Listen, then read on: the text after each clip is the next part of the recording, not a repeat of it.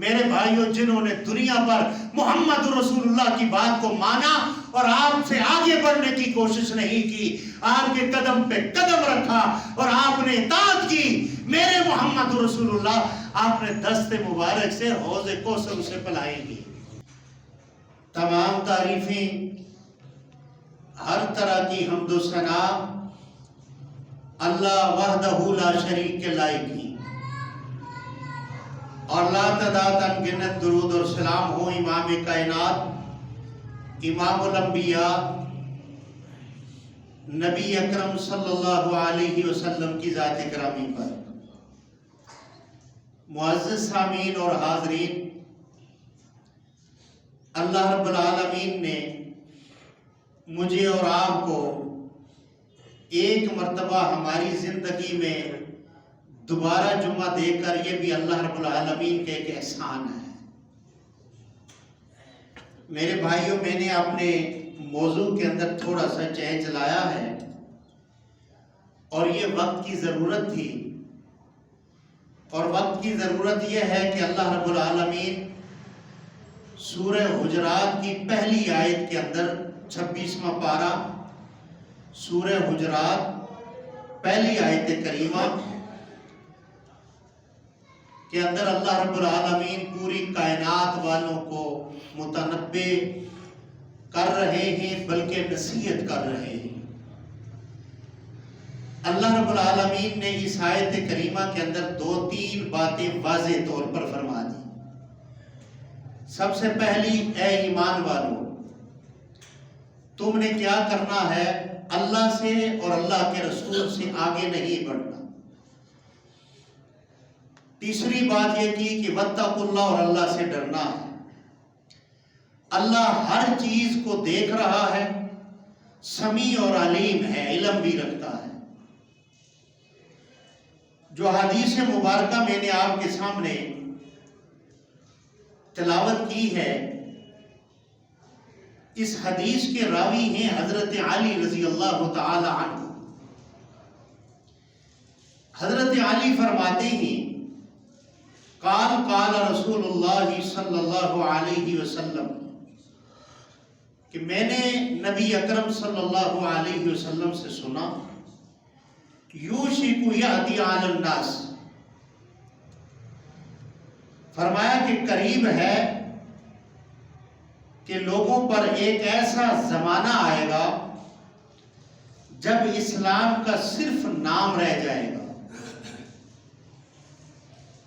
لا یبقى من الاسلام الا اسمہ ولا یبقى، پھر فرمایا کہ قرآن خالی رسمی طور پر رہ گئے، اور پھر فرمایا مساجدہم، ان کی مساجد بھری ہوئی ہوں گی، لیکن ہدایت سے خالی ہوں گی۔ یہ ذرا موضوع بیان کرنا تھوڑا سا مشکل ہے، چونکہ عوام کے اندر یہ معروف نہیں ہے، لیکن سمجھنے کی اس کو بہت ضرورت ہے۔ اس کے اندر علماء کا ذکر بھی ہے، اور حدیث کا نمبر ہے 276، مشکوات کے اندر یہ حدیث موجود ہے۔ حضرت علی رضی اللہ تعالیٰ عنہ اس کے راوی۔ پہلی بات یہ ہے کہ قرآن اور اسلام کا نام رہ جائے۔ آج اگر اس چیز پر غور کیا جائے تو رسم و رواج کو آج دنیا بہت دل اور ایمان سے مانتے ہیں، قرآن کریم کو خالی ہم کیسے مانتے ہیں؟ نام کے طور پر مانتے ہیں۔ ایک آدمی اگر کسی کے گھر چلے جائے تو اس آدمی کو ٹی وی کے بارے میں نہیں پوچھنا ہوتا کہ کہاں رکھی ہوئی ہے، اور کسی گانے کے آلات کے بارے میں گھر والوں سے نہیں پوچھے گا کہ وہ کہاں رکھے ہوئے ہیں، لیکن قرآن پڑھنے والا ایک مرتبہ گھر والوں سے ضرور پوچھے گا کہ یار آپ کے گھر میں قرآن کہاں پر ہے۔ نبی اکرم صلی اللہ علیہ وسلم نے فرمایا، ایسا زمانہ تمہارے اوپر آنے والا ہے جس زمانے کے اندر قرآن کو پر مانا جائے گا. آج قرآن کو اسی طریقے پر مانا جا رہا ہے. قرآن کو اونچی الماری میں رکھا جا رہا ہے، اس کو لپیٹ کر، اس کو خوبصورت غلاف میں لپیٹ کر اوپر رکھا جا رہا ہے، لیکن قرآن کے عاملین آپ کو نظر نہیں آئیں گے. اسی لیے اللہ رب العالمین نے فرمایا کہ یا ایھا الذین آمنوا لا تقدموا بین یدی اللہ ورسولہ واتقوا اللہ. اے ایمان والو، تم اللہ اور اللہ کے رسول سے آگے نہ بڑھو. آپ نے سنا ہوگا نام قرآن کریم کا کہ قرآن کو حکیم کہا جاتا ہے. قرآن حکیم بہت سارے لوگ ہیں، قرآن کریم بھی کہتے ہیں لیکن قرآن حکیم بھی کہتے ہیں. تو ایک آدمی جب بیمار ہوتا ہے تو وہ حکیم کے پاس جاتا ہے، اور حکیم کے پاس جا کر وہ کیا کہتا ہے کہ مجھے یہ بیماری ہے، اس کی مجھے دوائی دو. آج ہماری روح بیمار ہے، آج ہم خود بیمار ہیں، ایمان کے بیمار ہیں، لیکن ہم نے قرآن حکیم سے اپنی بیماری کا علاج نہیں کروایا. میرے بھائیوں، کبھی صحابہ کرام ہوا کرتے تھے، وہ اپنی بیماری کا علاج قرآن سے اور محمد رسول اللہ کے فرمان سے کیا کرتے تھے. لا تقدموا بین یدی اللہ، رسول سے آگے نہیں بڑھنا، اللہ سے اور رسول سے آگے نہیں بڑھنا. میرے بھائیوں، مدینے کے اندر ایک صحابی رسول ہیں، ان کے ہاتھ میں انگوٹھی اللہ کے نبی نے سونے کی دیکھی. آپ نے یہ واقعات کو اس اینگل میں سنا کریں کہ جس سے میری اور آپ کی ہدایت کا سبب بنے. ہم خالی اس اینگل سے سنتے ہیں کہ مولوی صاحب نے بڑا اچھا بیان کیا، فلاں نے اچھا بیان کیا، بڑا مزہ آیا. لیکن دین اسلام مزے لینے کے لیے نہیں ہے. دین اسلام ہدایت کے لیے اللہ رب العالمین نے بذریعہ وحی اور بذریعہ ایک رسول کے امت کو ہدایت کے راستے پہ لگانے کے لیے بھیجا ہے. صحابی رسول کے ہاتھ میں جب انگوٹھی کو دیکھا، آپ نے فرمایا کہ میری امت کے مردوں کے لیے سونا اور وہ دوسرا کپڑا جو کیڑے سے بنتا ہے، ریشم جو ہے، میری امت کے مردوں کے لیے حرام ہے. آپ نے انگوٹھی کو اتارا اور پھینک دیا.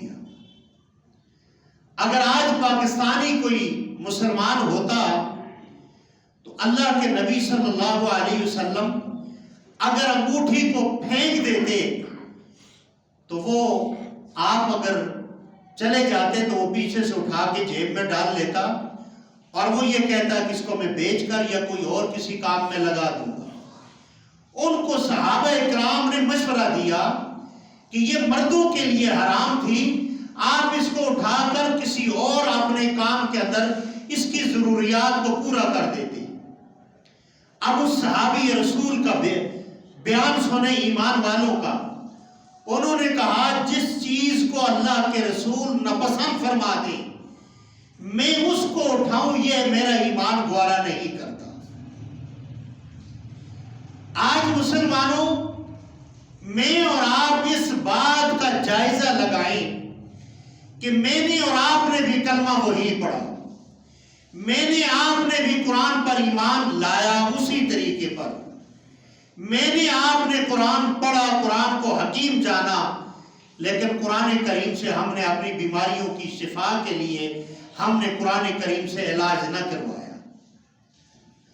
میرے بھائیوں، اگر اسی بات کو دیکھا جائے تو لا تقدموا بین یدی اللہ ورسولہ، علاج اس بات کا کیا جا سکتا ہے کہ اللہ قرآن میں کہہ رہا ہے اے ایمان والو، تم اللہ اور اللہ کے رسول سے آگے نہیں بڑھنا. اب اگر آپ دنیا کے اوپر جو اسلامی امیر بنائے جاتے ہیں، ہمیں اس سے بھی آگے بڑھنے کا حکم اللہ نہیں دیتا. اللہ کہتا ہے تم اپنے امیر کے ساتھ چمٹ جاؤ، لیکن کن اصولوں کے مطابق؟ صرف اور صرف اسلامی نقطہ نظر کے اوپر ان کے ساتھ مل جاؤ. اگر وہ اسلام سے ہٹ کر تمہیں کوئی دعوت دیتے ہیں اور کسی طرف پھیر کر لے کر جاتے ہیں تو تم ان کی اطاعت نہ کرو، ورنہ تم نے ان کی اطاعت کرنی ہے. آج اگر اسی بات کو دیکھا جائے، اللہ اور اللہ کا رسول ہمیں حکم کیا دیتا ہے کہ تم نے اللہ کے ساتھ کسی کو شریک نہیں کرنا. لیکن اگر ہم اپنے عقیدے کو دیکھیں، ہمارا عقیدہ اتنا کمزور ہو چکا ہے کہ ہم اللہ کے مقابلے کے اندر اللہ کے تخلیق کردہ بندوں کو، اللہ کے تخلیق کردہ پتھروں کو، اللہ کے تخلیق کردہ کپڑوں کو ہم اللہ کے مقابلے میں لا کر کھڑا کر دیتے ہیں. تو یہ ہوا لا تقدموا بین یدی اللہ ورسولہ. اے ایمان والو، جب تم نے کلمہ پڑھ لیا، تم ایمان لے آئے اللہ اور اللہ کے رسول پر صلی اللہ علیہ وسلم، تو اب تمہیں بریک لگنی چاہیے. جہاں اللہ تمہیں حکم دے گا، اللہ کے نبی تمہیں حکم دیں گے، وہاں تک آپ نے جانا ہے اور وہاں سے رک جانا ہے. جب یہ بات اور یہ مسئلہ مجھے اور آپ کو سمجھ آ گیا تو اللہ بہتر جانتا ہے میری اور آپ کی آخرت بن گئی.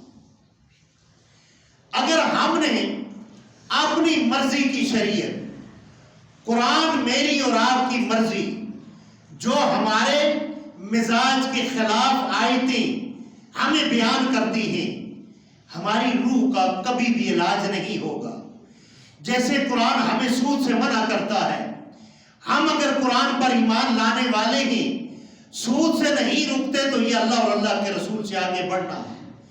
ہمیں قرآن اگر حکم دے رہا ہے کہ تم نے اطاعت کرنی ہے اللہ اور اللہ کے رسول کی، اور اللہ اور اللہ کے رسول کے حکم کے مطابق 24 گھنٹے کی زندگی کو بسر کرنا ہے، تو پھر ہمیں قرآن کی بات کو مان کر اس بیماری کا علاج کرنا ہے جو بیماری ہمارے دلوں کے اندر ہے.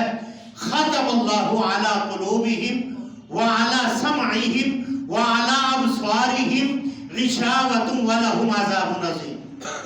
ایسا نہ ہو کہ ہمارے کانوں پہ، ہمارے دلوں پہ، ہماری سماعت پہ اللہ کی طرف سے مور لگی ہو اور ہم اللہ سے ہدایت طلب نہ کریں. تو اللہ کہہ رہا ہے جب میرے پاس آؤ گے تو تمہارے لیے میں نے عذاب علیم، عذاب شدید تیار کر کے رکھا ہوا ہے جس کے اندر تمہیں ڈالا جائے گا. ایک مرتبہ جہنم سے ایسی آواز آئی، ایسی آواز گونجی، جبرائیل امین جو ہیں اللہ کے سامنے آ کر سجدہ ریز ہو گئے. جب سجدہ ریز ہوئے، اللہ نے حکم دیا جہنم کے فرشتوں کو اور حضرت جبرائیل امین کو کہ جاؤ جہنم کے اندر اس آواز کو سنو. میرے بھائیو، جہنم کی آواز کو سننے کے لیے جب گئے، یہ لقمہ ہمیں دیکھنے کو ملے گا. آج یہ ایسے لگ رہا ہے جیسے کہانی ہے، جیسے ہمیں ماں ہماری گود کے اندر ہمیں ڈرایا کرتی تھی ہلاکو خان سے یا کسی اور فرعون سے، لیکن یہ ہماری آنکھوں نے دیکھنا ہے. جبرائیل امین جاتے ہی اور جہنم کے وہ جو فرشتے ہیں جہنم سے اس طرح واقف ہیں جس طرح ماں اپنی گود کے اندر بچے سے واقف ہے. جب جہنم کے اندر گئے، جہنم کی آگ اتنی اپنے غصے کے اندر اس کا قہر اور غضب ہے، ان فرشتوں کو بھی اس آواز کا تعین نہ ہو سکا. جبرائیل امین دوبارہ آئے اور آ کر اللہ کے سامنے سجدہ ریز ہو گئے. جب سجدہ ریز ہوئے، اللہ نے دوبارہ حکم دیا، جاؤ تم یا قہار نار، یہ بات کہہ کر قضا و قضا، یہ بات کرو. جب بات کی، اس آدمی کے اوپر جہنم کے جو جانور تھے وہ جانور بھی اوپر تھے اور آگ بھی تھی اور وہ انتہائی مشکل کے اندر پڑا ہوا تھا. آواز کیا دے رہا ہے؟ یا خنانو یا منانو. اب اس کا معنی کیا ہے؟ اے ضرورت سے زیادہ عطا کرنے والے، اے مانگنے سے زیادہ عطا کرنے والے. ایک بندہ اللہ سے کم مانگتا ہے، اس سے زیادہ عطا کرنے والے، اور نہ مانگنے والے کو بھی عطا کرنے والے. آج میں مشکل میں ہوں، میری مشکل آسان فرما. اللہ رب العالمین فرشتوں کو حکم کرتے ہیں اس کو لے کر آؤ. اس کا نام اعمال دیکھا جاتا ہے. آج جس سے ہم منع کرتے ہیں، ان الذین تدعون من دون اللہ، قرآن کے اندر یہ بار بار بار بار بار، اور قرآن کا جو موضوع ہے سب سے بڑا موضوع جو ہے وہ انسانوں کو شرک سے بچانا ہے. سب سے بڑا موضوع ان الذین تدعون، ان الذین تدعون من دون اللہ، من دون اللہ، من دون اللہ.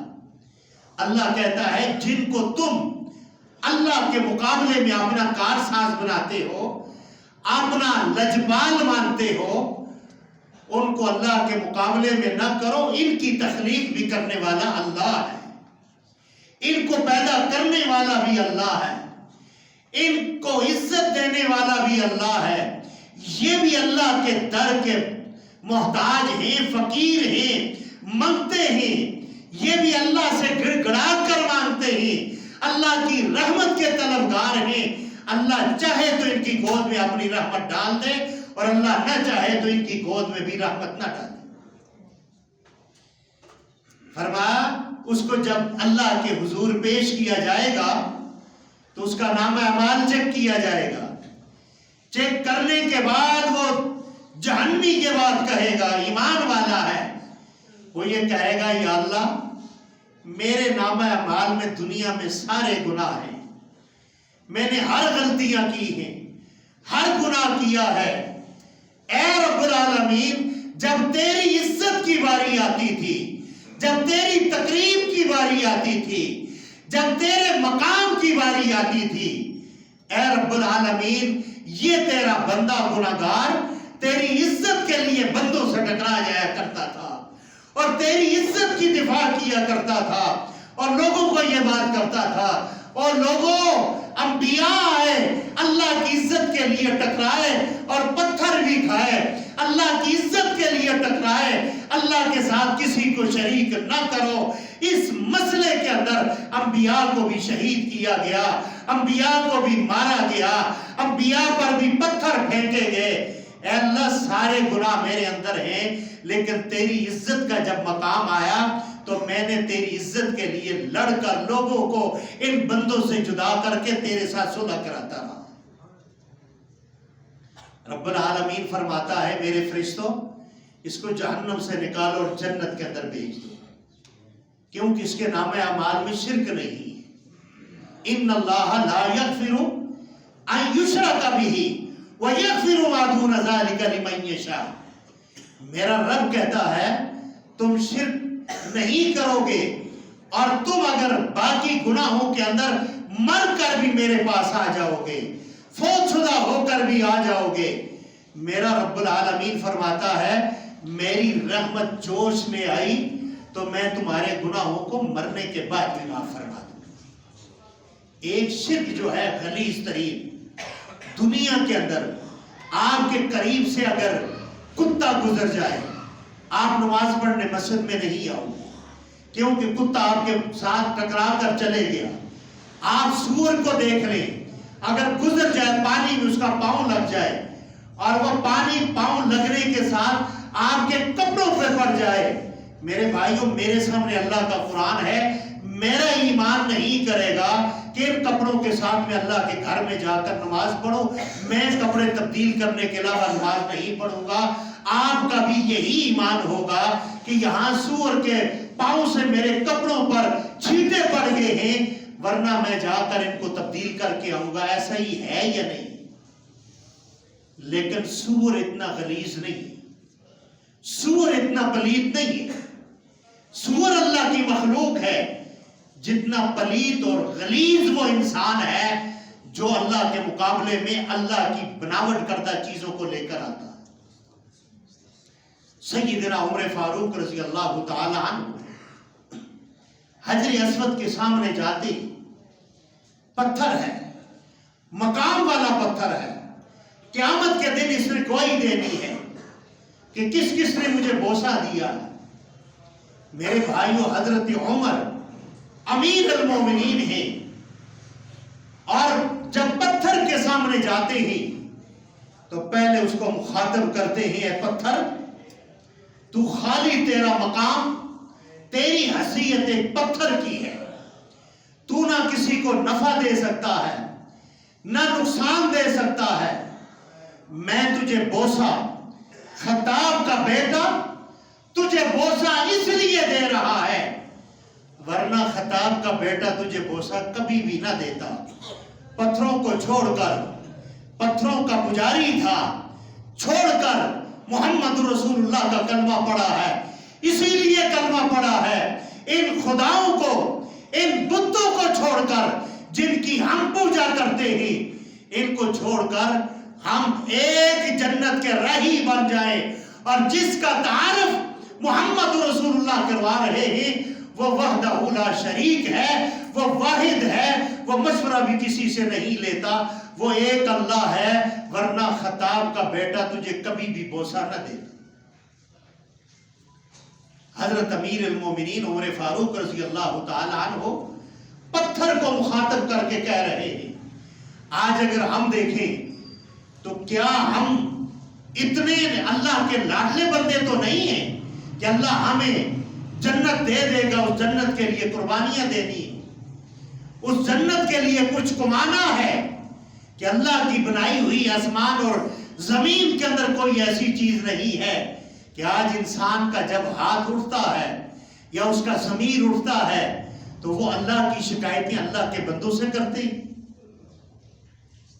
अल्लाह की शिकायतें कब्र वालों से की जाती हैं, अल्लाह की शिकायतें, मेरे मामलात अच्छे नहीं, मैं बीमार हूं, मुझे शिफा मिल जाए, मेरा फलां मसला है, ये शिकायत ही तो लगानी है।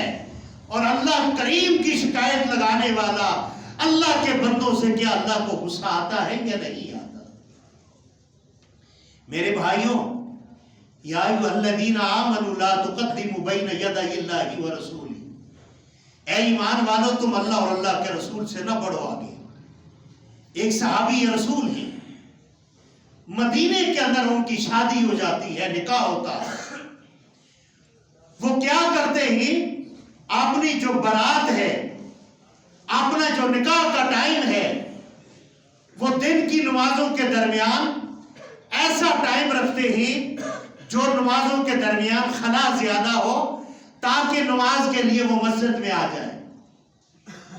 उन्होंने 4 बंदे लिए और लेकर जाते हैं और जाकर निकाह करते हैं और अपनी दुल्हन को घर ले आते हैं।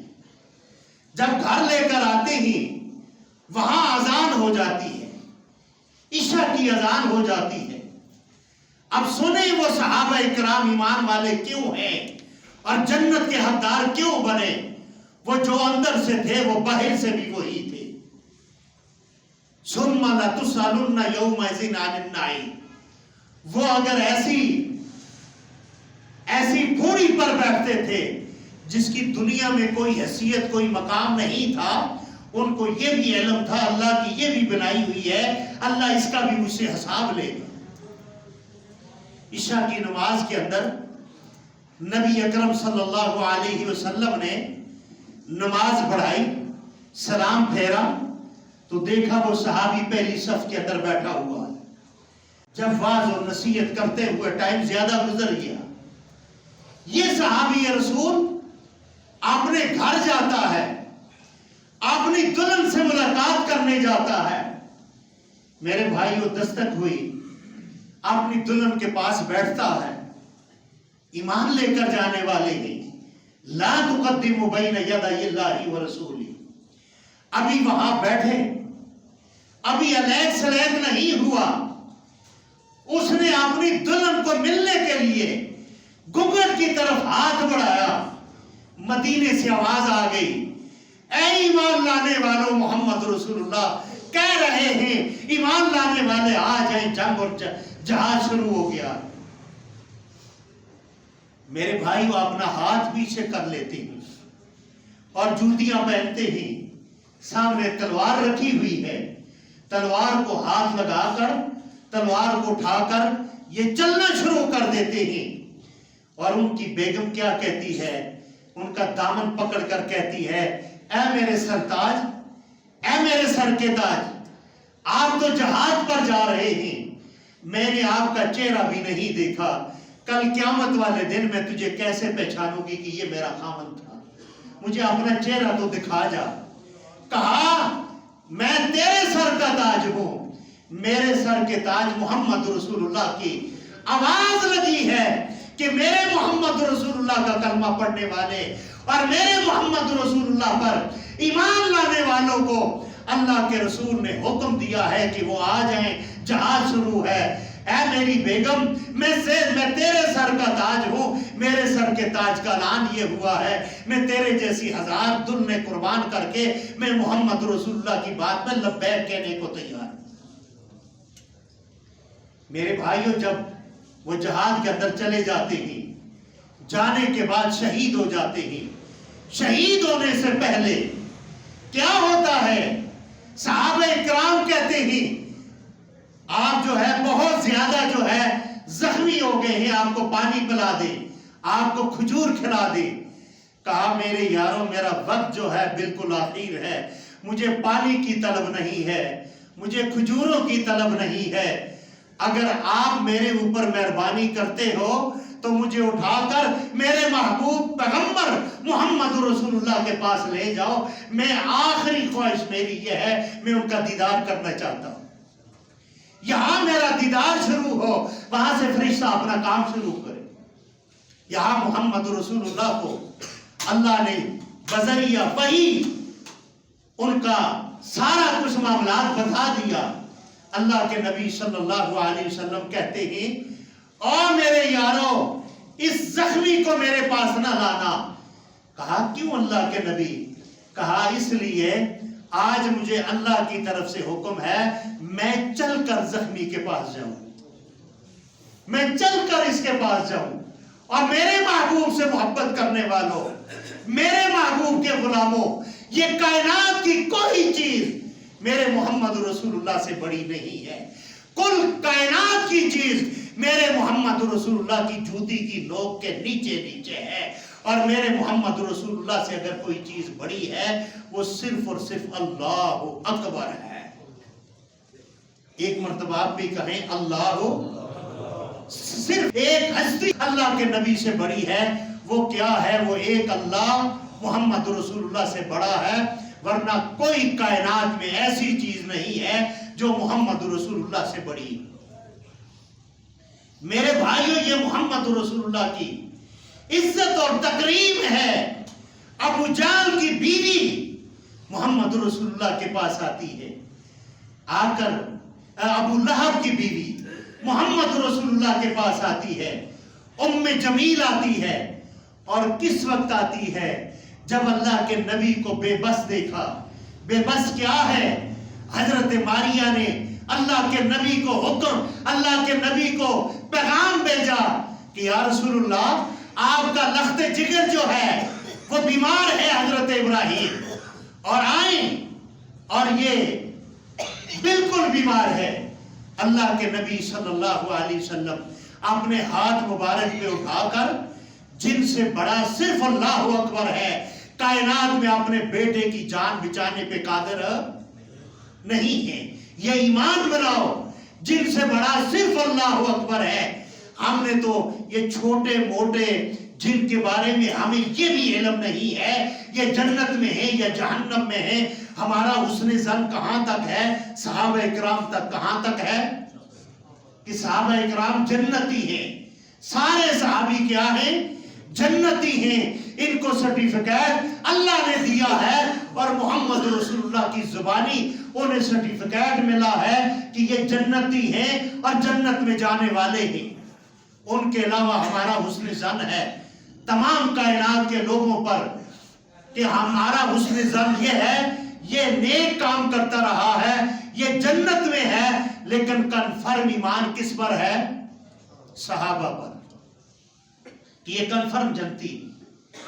میرے بھائی، اللہ کے نبی صلی اللہ علیہ وسلم اپنے ہاتھ میں اپنے بیٹے لخت جگر کو اٹھا کر بے بسی کے عالم میں اللہ کے سامنے التجا کر رہے ہیں، لیکن حضرت محمد رسول اللہ اپنے بیٹے کی موت کے لمحات کو نہیں بچا سکتے، نہیں روک سکتے۔ کیوں؟ موت اور حیات دینے والا کون ہے؟ ایک لمحہ بھی کوئی پیغمبر اپنے بیٹے کی موت اور حیات کو آگے پیچھے نہیں کر سکتا۔ بے بس ہیں، اللہ کے حضور دعا مانگ رہے ہیں۔ اسی لیے میرے بھائیوں، جب بے بسی کو دیکھا، ابو لہب کی بیوی آتی ہے، آپ اپنے گھر میں بیٹھے ہیں کمرے میں، اور آ کر تانا کستی ہے، اے محمد صلی اللہ علیہ وسلم، اب تو آپ ابتر ہو گئے، اب آپ کا نام لینے والا کوئی نہیں، آپ کا دنیا میں نام مٹ گیا، اب ہمارا نام چلے گا، آپ کا کوئی نام لینے والا نہیں۔ اللہ کے نبی صلی اللہ علیہ وسلم نے تانے کا جواب نہیں دیا۔ جبرائیل امین آ گیا۔ جبرائیل امین آ کر یہ کہتا ہے، میرے محبوب، اِنَّا أَعْطَيْنَاكَ الْكَوْثَرَ فَصَلِّ لِرَبِّكَ وَانْحَرْ إِنَّ شَانِئَكَ هُوَ الْأَبْتَرُ۔ آئیے، آپ محمد رسول اللہ کی روحانی اولاد بیٹھی ہے۔ میرے محمد رسول اللہ پیدا عرب میں ہوئے، اور میرے محمد رسول اللہ کی روحانی اولاد فرانس سے لے کر افغانستان اور ایران اور انڈیا کے پہاڑوں کے اندر بھی آپ کو محمد رسول اللہ کا روحانی بیٹھا نظر آئے گا۔ کیوں نظر آئے گا؟ جس نے کلمہ پڑھا، مجھے اپنے ایمان سے یہ بتائیں، ہم گناہگار تو ہیں، لیکن کیا میرے اور آپ کے سامنے کوئی محمد رسول اللہ کی بے ادبی کرے تو کیا ہمارا ایمان اس بات کو برداشت کرے گا کہ یہ گستاخی کرنے والا زندہ رہے؟ یہی تو روحانی اور جذباتی ہمارا محمد رسول اللہ کے ساتھ رشتہ ہے۔ ہم اس رشتے کو سمجھتے کیوں نہیں؟ میرے بھائیوں، یہ آیت نازل کر کے، یہ قرآن کی سورت نازل کر کے اللہ رب العالمین نے ابو لہب کی بیوی کے ان الفاظ کا کما کر دیا، اور محمد رسول اللہ کو فرمایا، اے میرے نبی، آپ حوض کوثر کے جو ہیں، آپ کو جو ہے سردار بنایا گیا اور آپ کو مالک بنایا گیا۔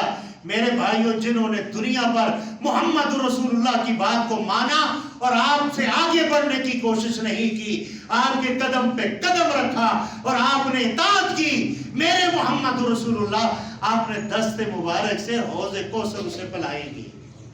اور جب ایک مرتبہ جس نے حوض کوثر سے ایک پیالہ پانی کا پی لیا، پھر 1000 سال کا دن ہوگا، اس آدمی کو پیاس نہیں لگی۔ کیا ہے دنیا کے اندر؟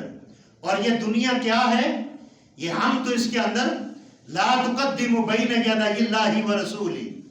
میرے بھائیوں، آج ہم قرآن کو پڑھتے ہیں، اور یہ جو حدیث آپ کے سامنے میں نے پڑھی حضرت علی رضی اللہ تعالیٰ عنہ کی، کہ قیامت کے قرب میں لوگ قرآن کے حروفوں کو نکالنے کے لیے کوشش کریں گے، ایک کان پہ ہاتھ رکھ کر سورہ فاتحہ کو پڑھیں گے، اگلی سورت کا بھی آغاز ایک آواز میں ہو جائے گا، ایک سانس میں ہو جائے گا، لیکن قرآن پر عمل کرنے والا کوئی نہیں ملے گا۔ آج قرآن اگر خوبصورت پڑھا جائے، سارے سبحان اللہ کہیں گے۔ اگر یہی آیت پڑھی جائے، ان الذین تدعون من دون اللہ، اگر یہ پڑھی جائے تو میرے بھائیوں پھر یہ کہا جائے گا سبحان اللہ۔ اگر اس کا ترجمہ پڑھا جائے تو لوگ کہیں گے مولوی اختلافی بات کرتا ہے، کیونکہ اس کے اندر یہ ہے کہ جن کو اللہ نے بنایا، اللہ کے مقابلے میں اللہ کی شکایتیں ان سے نہ کرو، اللہ کی شکایت اللہ سے کرو۔ اگر اللہ نے تمہیں اگر بیماری دی ہے، حضرت ابراہیم علیہ السلام کیا کہتے ہیں؟ فَإِذَا مَرِضْتُ فَهُوَ يَشْفِينِ، میں بیمار ہوتا ہوں، مجھے بھی شفا دینے والا کون ہے؟ جب اللہ شفا پیغمبروں کو دینے والا ہے تو آپ کو اور مجھے کیوں نہیں دینے والا؟ اللہ رب العالمین نے صرف آزمائش رکھی ہے، اور اس آزمائش کے اندر آج اگر دیکھا جائے لا تقدموا بین یدی اللہ ورسولہ، آپ اگر صرف اور صرف ایک شادی کو دیکھ لیں، اس شادی کے اندر آج ہم اللہ اور اللہ کے رسول سے آگے بڑھ جاتے ہیں، اس شادی کے اندر خالی اسلام کا نام رہ جائے گا، جیسے لا یبقى اسمہ، فرمایا کہ اسلام کا صرف نام رہ جائے گا، خالی نام کا اسلام ہوگا، نام کا مسلمان ہوگا۔ شادی 10 دن بعد ہوتی ہے، 10 دن پہلے وہاں پہ ڈھولکی رکھی جاتی ہے، اور کچھ بغیر ٹائپ اس طرح کے لوگ ہوتے ہیں کہ 10-15 دن پہلے وہاں پہ کنجریوں کو نچاتے ہیں، اور کنجریوں کو نچا کر کیا کہتے ہیں، ہم معاشرے کے معزز لوگ ہیں، اور پھر یہ کہتے ہیں ہم با اخلاق لوگ ہیں۔ رب کائنات کی قسم، سب سے بڑی بد اخلاقی یہ ہے، یہ آدمی اپنی بیٹی اور بیٹے کی شادی پر کنجریوں کو اور ڈھولکیوں کو رکھ کر یہ گانا گاتا ہے۔ آپ کسی اس ڈاکٹر کے خلاف کیوں نہیں ہیں جو ڈاکٹر 2 نمبر دوائیاں دیتا ہے؟ اس دودھ والے کے خلاف کیوں نہیں ہیں جو ملاوٹ کرتا ہے، جو کیمیکل ڈالتا ہے؟ آپ اس دکاندار کے خلاف کیوں نہیں ہیں جو ناپ تول میں کمی کرتا ہے؟ اور اللہ نے قوم شعیب پر آگ کا عذاب کیوں، آگ کی بارش کیوں کر دی تھی؟ اس قوم کا عذاب یہ تھا، وہ قوم کیا کرتی تھی، ناپ تول میں کمی کیا کرتی تھی۔ آج یہی بیماریاں ہمارے اندر موجود ہیں۔ قرآن ہماری الماریوں میں ہے، قرآن ہماری الماریوں میں پڑا ہوا ہے، لیکن میرے بھائیو ہم قرآن سے اپنا علاج نہیں کرواتے۔ ہمیں اپنا علاج قرآن سے کرانا چاہیے۔ قرآن اس لیے نہیں آیا کہ کوئی جھگڑا ہو جائے اس کو قسم کے لیے اٹھا کے لا جاؤ، ہاتھ رکھنے کے لیے زمینوں کے فیصلے پر۔ یہی قرآن کہتا ہے جس نے ایک بالش زمین اپنی بیٹی کی وراثت کی زمین بھی اگر اس نے ہڑپ لی ہے، یہی قرآن کہتا ہے کل اس بھائی کے سر پر 7 زمینوں کا توق ڈال کر میدان محشر پر چھوڑ دیا جائے۔ یہاں تو ہمیں دینا اوکھا لگتا ہے، وہاں جو ہے عہدے نہیں چلتے، اس قبر کے اندر عہدے نہیں چلتے، اس قبر کے اندر اگر چلتا ہے تو غلامی رسول چلتی ہے۔ اور غلامی رسول کے خالی نعرے نہیں کہ غلامی رسول میں جان بھی قربان ہے، غلامی رسول میں رسم و رواج قبول ہے۔ یہ رسم و رواجوں کی قربانی دینے کے بعد بندہ ایمان والا بنتا ہے، ورنہ دم دم مسکل اندر، حرام حلال سب اندر، تو یہ ایسا نہیں چلے گا۔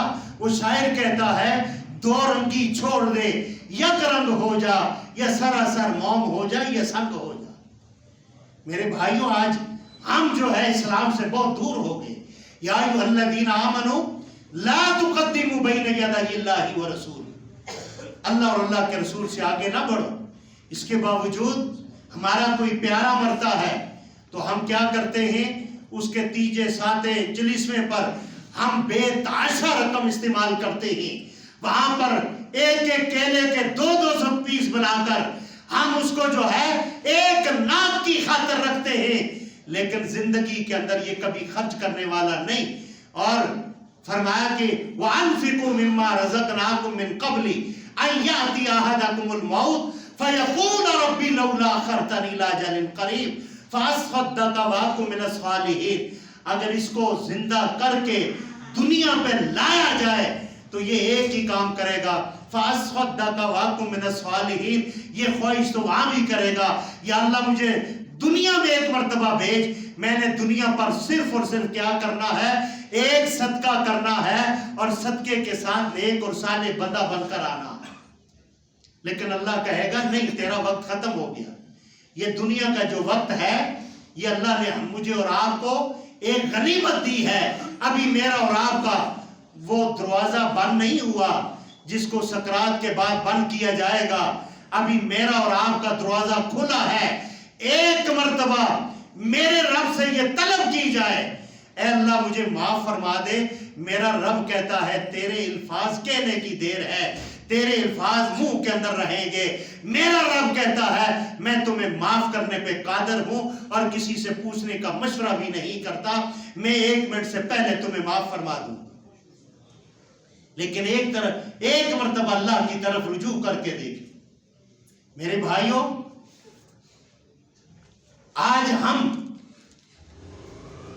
قرآن سے اپنا علاج نہیں کرواتے تو ہمیں کیا چاہیے؟ ہمیں قرآن سے اپنا علاج کرانا چاہیے.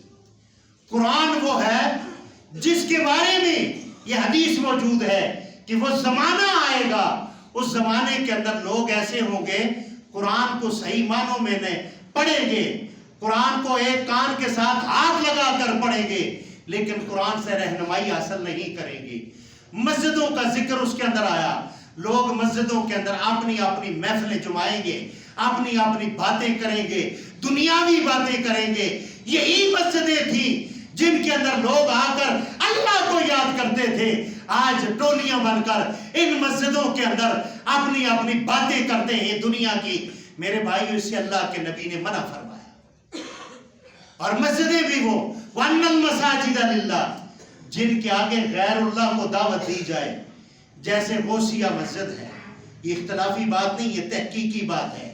جن مسجدوں کے اندر غوثیہ لکھا ہے، کیا وہ مسجد وَأَنَّ الْمَسَاجِدَ لِلَّهِ ہے یا وہ غیر اللہ کو دعوت دینے والی ہے؟ اس کا نام ہی غیر اللہ کا ہے. غوث کون ہے؟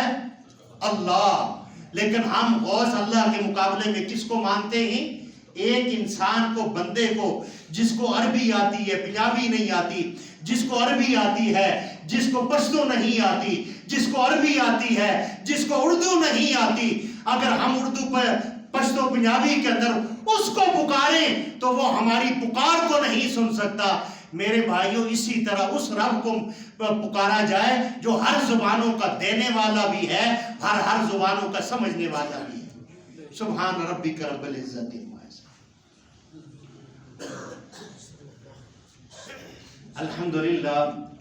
الحمدللہ حمدا کثیرا کما امر. اما بعد فإن خیر الحدیث کتاب اللہ وخیر الہدی ہدی محمد صلی اللہ علیہ وسلم وشر الامور محدثاتها وكل محدثة بدعة وكل بدعة ضلالة وكل ضلالة في النار. اللهم اغفر لجميع المؤمنين والمؤمنات والمسلمين والمسلمات ومنهم بالأحياء والأموات. اللهم اشف مرضانا ومرضى المسلمين. اللهم اشف مرضانا ومرضى المسلمين. الہی العالمین یہ سارے تیرے بندے تیرے در کے سوالی ہیں، تیرے در کے منگتا ہیں. الہی العالمین ان سب بھائیوں کی اور بہنوں کی اپنی مدد فرما. الہی العالمین ان کی جائز خواہشات کو پورا فرما.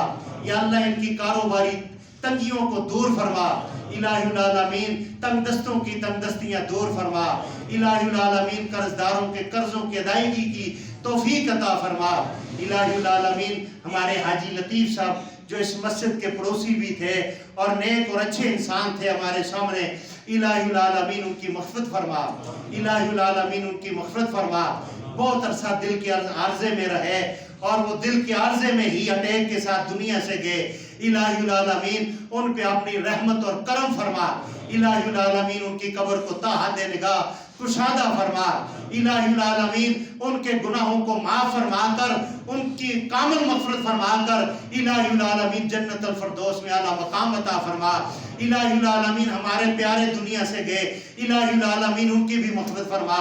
آخر میں ایک بات آپ سے کرنا چاہتا ہوں، آمین یا رب العالمین. ہم نے جو 1 لاکھ روپے کا اعلان کیا تھا کہ 1,000 کی پرچی دیا کریں، اس میں سے کچھ بھائی یہاں سے شفٹ ہو گئے، کچھ بھائی چلے گئے، کاروباری تنگیاں ہو گئیں، وہ خالی 48,000 روپیہ رہ گیا. باقی 52,000 روپیز اونلی باقی ہے جس سے مسجد کا انتظام اور خرچہ چلتا ہے. آپ بھائی دل کھول کر دیا کریں تاکہ مسجد کا انتظام چلے.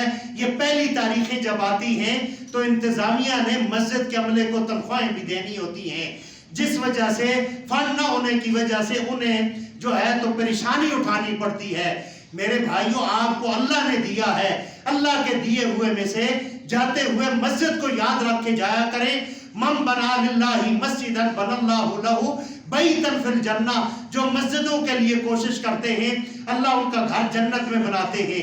میری مائیں بہنیں بیٹیاں جنہوں نے مسجد کے ساتھ وعدے کیے تھے انہیں بھی میں یہ تلقین کروں گا اپنے وعدے کے مطابق 10 تاریخ سے پہلے 1000 روپے کی پرچی کٹوایا کریں تاکہ مسجد کی انتظامیہ اور مسجد کا عملہ جو ہے وہ پریشان نہ ہو، چونکہ آپ کے دینے کے وجہ سے آپ کو اگر مسجد میں کسی چیز کی کمی نظر آتی ہے آپ میرے ساتھ بات کریں، انشاءاللہ ہم ممبر سے بات کریں گے، لیکن ہمیں کوئی کمی نظر نہیں آتی، آپ خرچ کیا کریں، آپ کو اللہ خرچ کرنے کی توفیق عطا فرمائے۔ وما توفیق الا باللہ، آمین یا رب العالمین۔